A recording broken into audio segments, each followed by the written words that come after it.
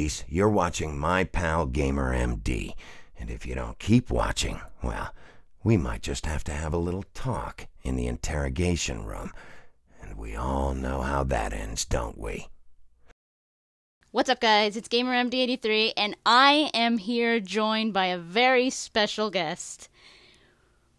Introduce yourself. Hey now, guys. I'm Adam Harrington, video game voice actor. You might know me from my 5 League of Legends champs, or more recently, my work as Bigby Wolf and the Woodsman in Telltale games The Wolf Among Us, as well as my Walking Dead characters, Andy St. John from Season 1, and Leland, and Jerry from 400 Days. Jerry is the dude that got a big mouth and got strangled. That's right.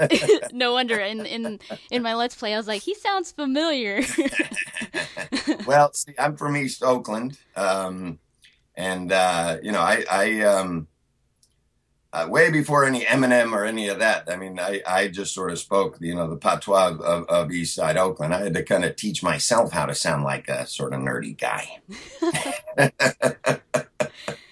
So it comes. It's great to finally do this. By the way, and yes, can I call you Doc? Oh, of course, that's perfect. Well, okay, Doc. This is a pleasure, and I am yours for as long as you need me. Yours and your viewers. Thank you. That it means so much. We were actually in contact for a while now, but we couldn't really do anything because it was like, no, if I say anything, you'll probably get shot. Right. So finally, we're done with the whole series, and I'm looking forward to the things to come. Yeah. A lot of people are actually, the questions of people were, is there going to be a season 2 for Wolf Among Us? I was like, I don't even think you can answer that. I can't answer because I don't know. Oh, okay, well, that makes sense. They don't tell me anything. I mean, really? And wisely so. Yeah. I am known as a bit of a big mouth. I have all the best intentions usually, but certainly they're wise to just tell me only what I need to know. Well, I'm gonna start off with some of my questions, and then we're gonna move on over to some of my subscribers' questions. Before we start, Go.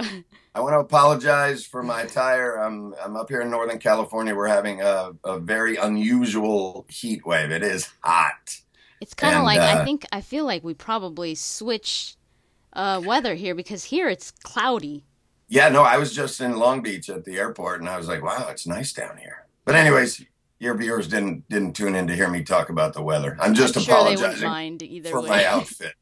Sorry, guys. All right, so the other day you mentioned on your way to Vegas, which I thought was really interesting, what you said about the way that you got into voice acting with the friend that you were with. Mm-hmm. So I was wondering if you could just give us a little bit more about that. How did you get into voice acting? Great. I'm glad you asked that. Well, going way back to when I was about 8 or 9 years old, actually farther back than that, in the first grade, I met Michael Chambers, who has been my best friend since, and that was years ago. Let's just say it's a long time ago. But he and we were always creative, always funny, always fed off each other, and I wonder if you even know what a cassette tape is. Oh, I have cassette tapes. Good for you. We used to make little cassette tapes and kind of do skits, improv.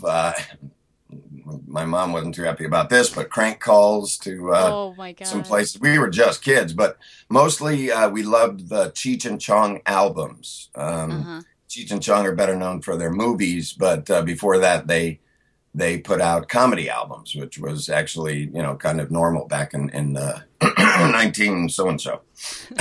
But yeah, that they were our inspiration, but we also fed off each other. And Mike is now a very successful DJ in Las Vegas, also all kinds of other ventures. I'm trying to talk him into doing some more acting because he can do it and has done it, and he's great.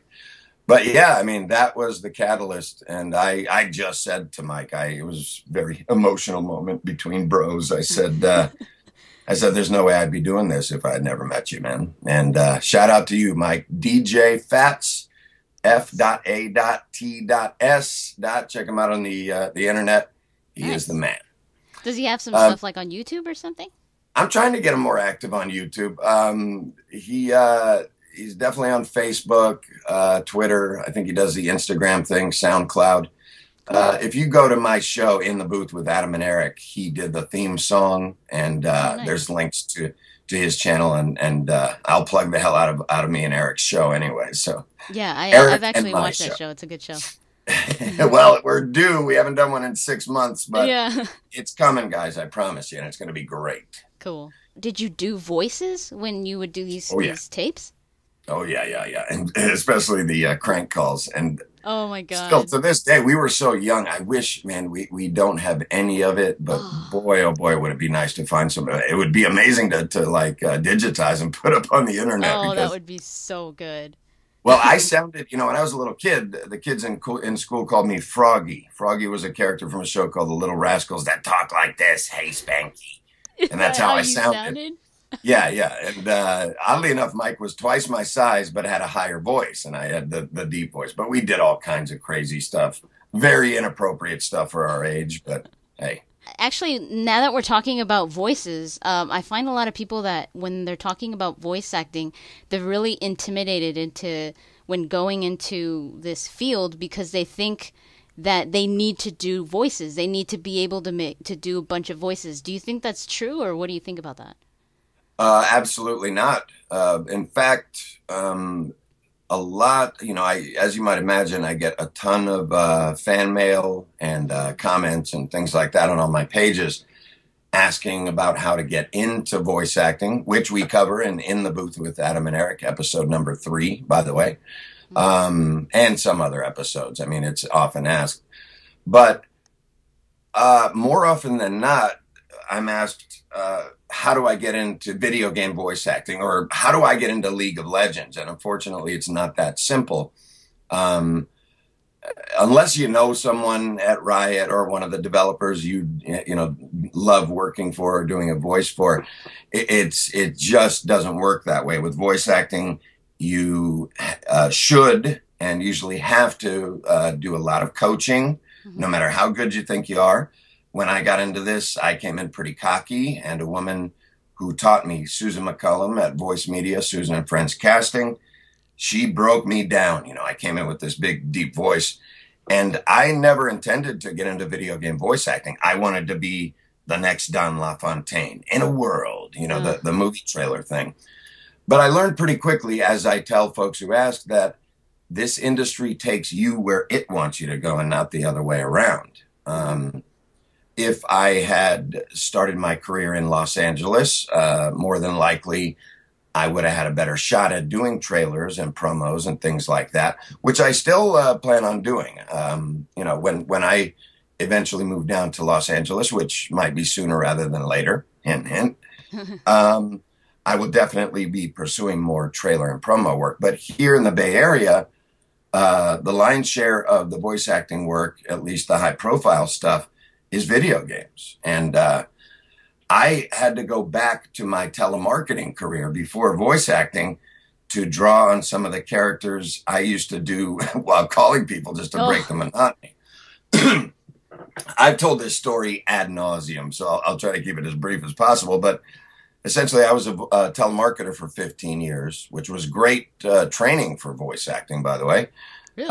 Essentially, yeah, especially commercial voice acting. It's reading a script to sell a product or service while trying to sound like you're not reading a script, which is essentially voice acting, at least commercial voice acting. But I would call the East Coast and talk to people like this and get a lot of sales. Wow. And we moved down south, and I call folks about, renewing their prescription to Radio Control Motorboat Magazine. Prescription, get it? And then I'd come back to California. Hey, how you doing? Calling from Organic Farming Magazine. How are you? And, A, I'd get a huge laugh from all the others in the phone room, but B, I'd rack up the sales. So I drew on that. I also draw on people in my life who have interesting voices. A lot of my gangster voices come from the phone rooms I worked in back east. I had a boss named Joe Piano, and Joe was a big, scary-looking guy, but he was sweet as pie. And he would tell me, Adam, go to the package store and get me a box of donuts. And so I, risking my life, would do his voice in the office. Luckily, he wasn't as fast as me. Rest in peace, Joe, by the way. He passed last year. He was a beautiful guy. But yeah, it's getting into voice acting.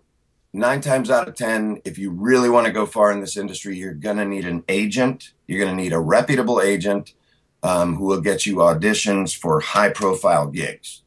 Your odds of getting into a game like The Walking Dead or Wolf Among Us or League of Legends are very slim if you don't have a talent agent who gets you the auditions. What has been your most memorable role you've done? I've been asked before, and the obvious answer would be Bigby, just because it's so recent, and he's certainly up there in the top 3. It's hard. It's almost like asking someone who their favorite kid is if they have a number of kids, like the Sophie's Choice of voice acting. Again, I'm referencing things from 25 years ago. Sorry, kids. Google Sophie's Choice or go to IMDb. Shaco in League of Legends. If you watch my videos on YouTube, I draw on him a lot. Yeah. Shaco is definitely right in there in my head. Nice. Even though I've never played League of Legends, I think he's such an amazing character because I've heard you say, and I'm like, oh my god, he sounds so cool. Well, I mean, it's no secret that when a lot of these League characters we recorded in 2008 and 2009, a long time ago. But I do remember, Mark Hamill's Joker being referenced along with a bunch of other things, and I certainly drew from Mark Hamill's Joker.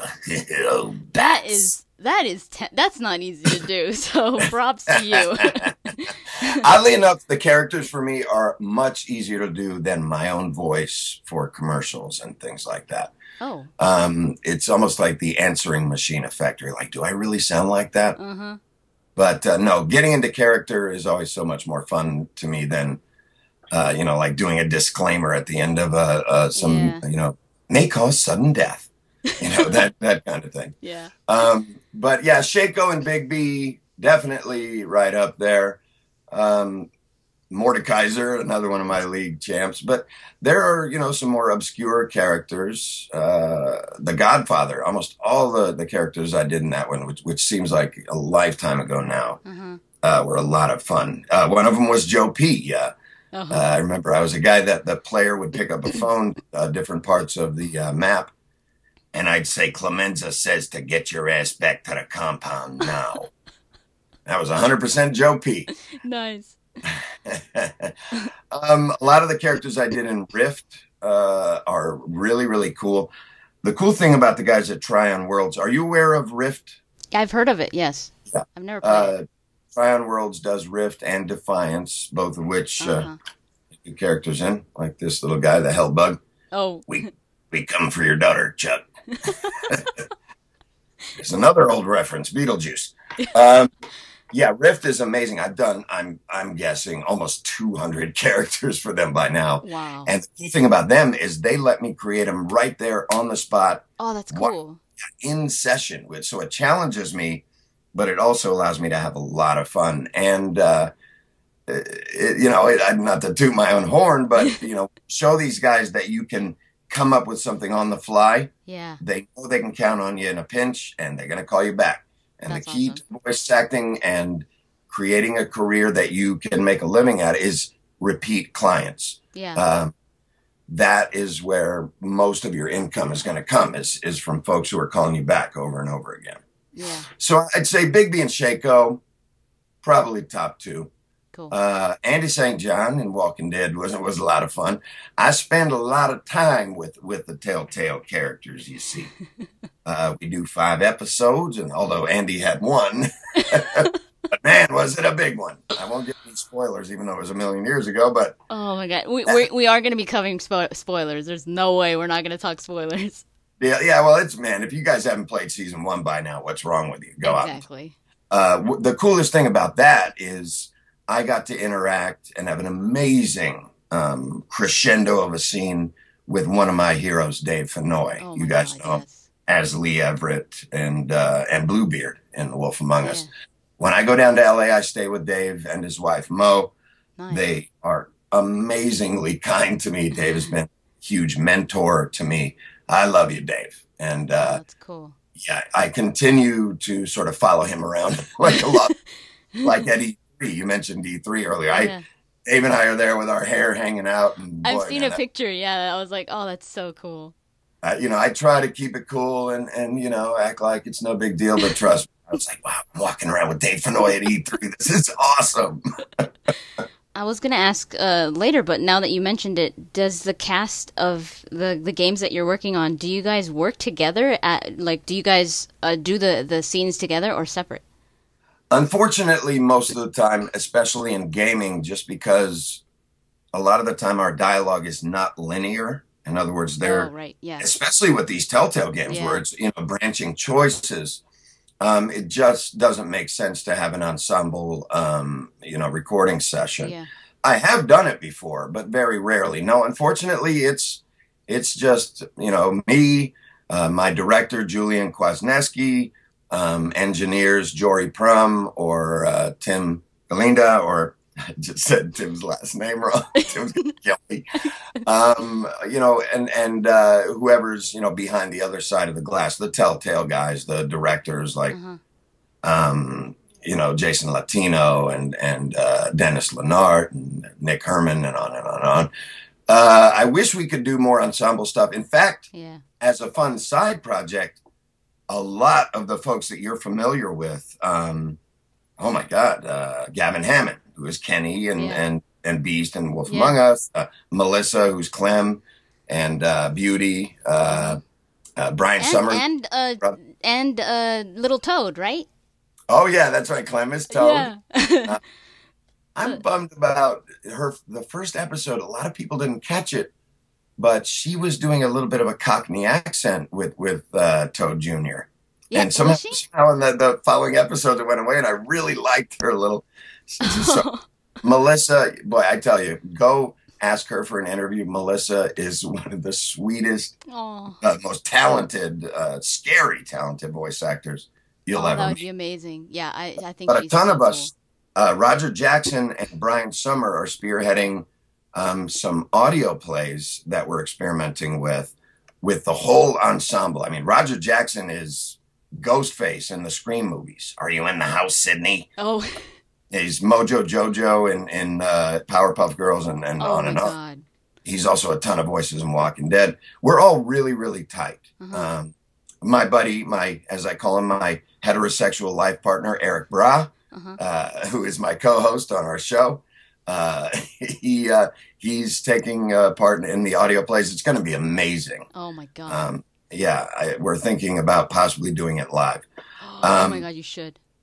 Yeah, it's a lot of work, but it's a labor of love, and I haven't been as available to the guys as I'd liked to have been, but I hope to be soon enough, and look forward to that. It's going to be amazing. Definitely, that's so cool. So I said we're going to be mentioning spoilers, so right now I think we're going to be switching to The Wolf Among Us.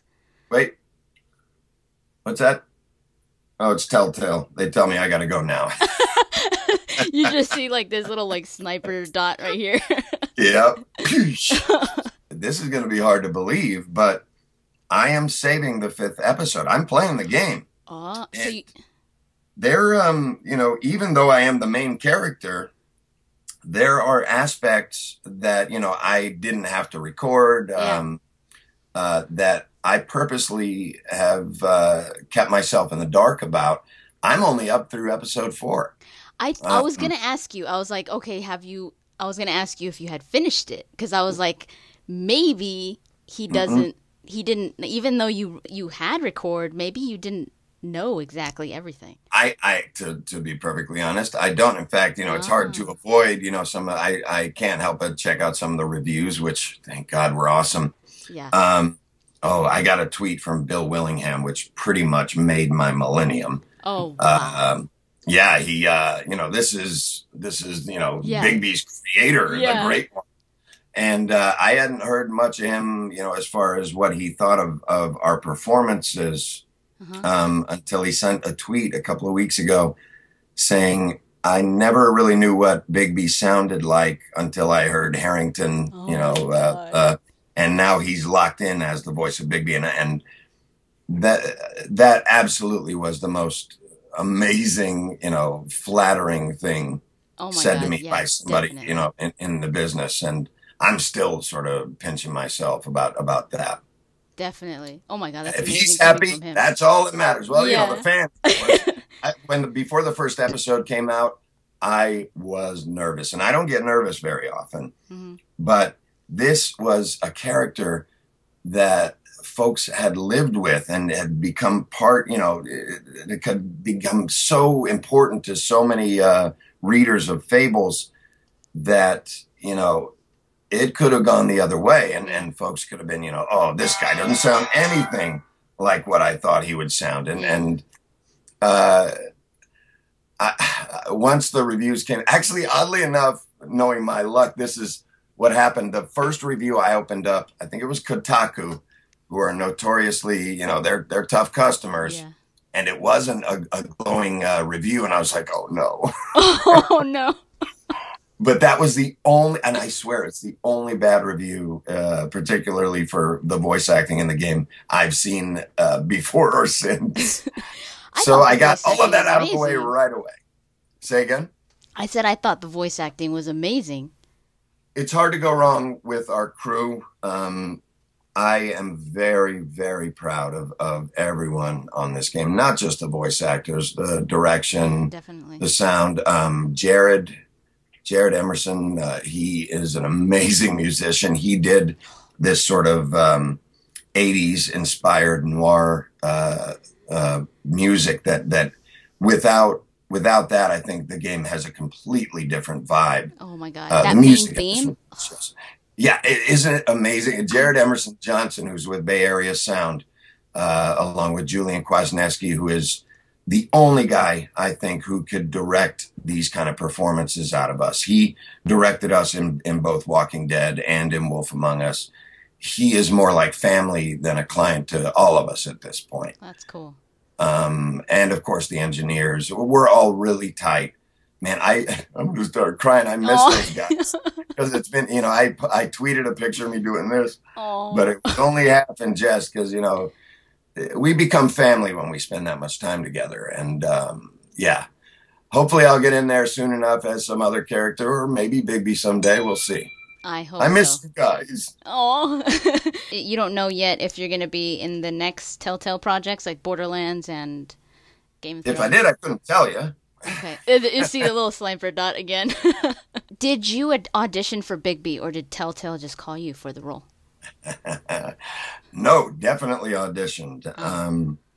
They really took their time, not just with Bigby, with all the characters. They wanted to get it right. For the same reason I mentioned earlier. Fables is a beloved, comic, and has been for over a decade. And the fans, Telltale, maybe more than any other developer I've worked with, they listen to their fans. They read the forums, they read the comments on the YouTube videos. They draw from you guys what you like and maybe what you don't, and they improve on things. And I think that's what's making them so successful, is they don't ignore their bosses. And you guys are their bosses. You're my boss.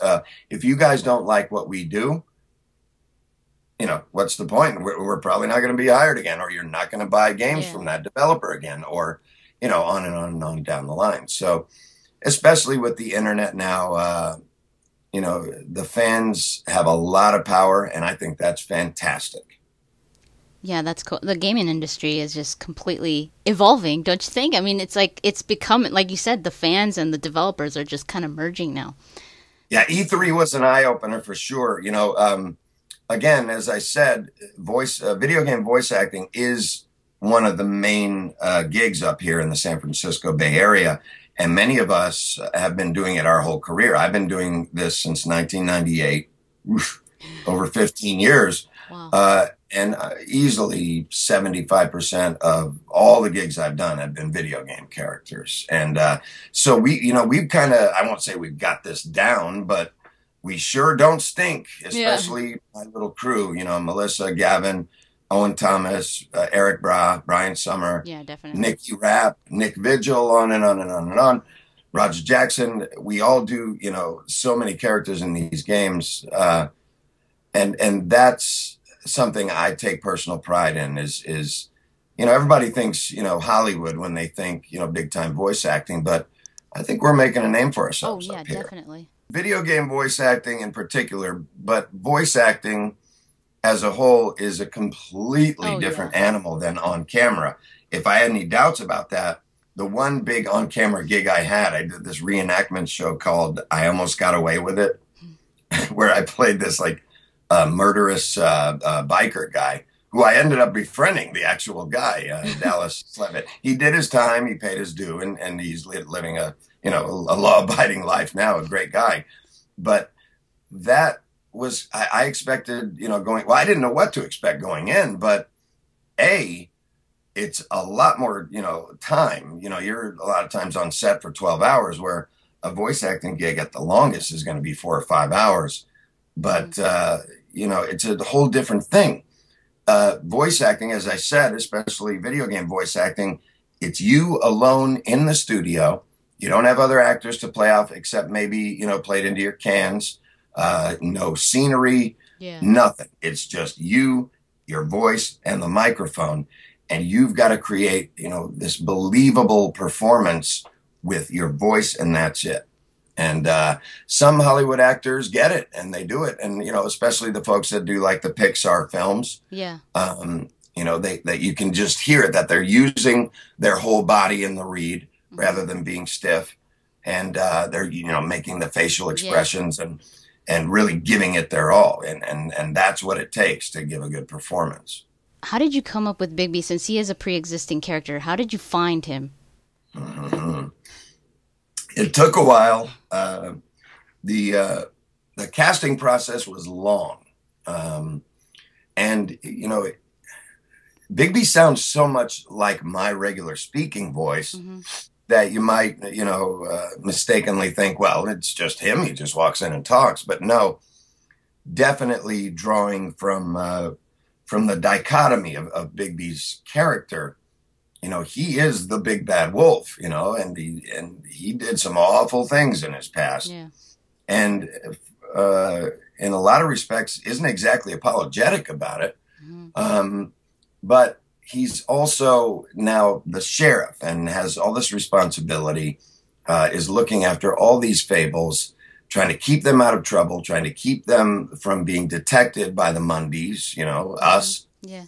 And I had to draw a lot from personal, emotional situations, particularly in episode 3 was the fight with the Jersey Devil, right? Yeah, it was. I should know that.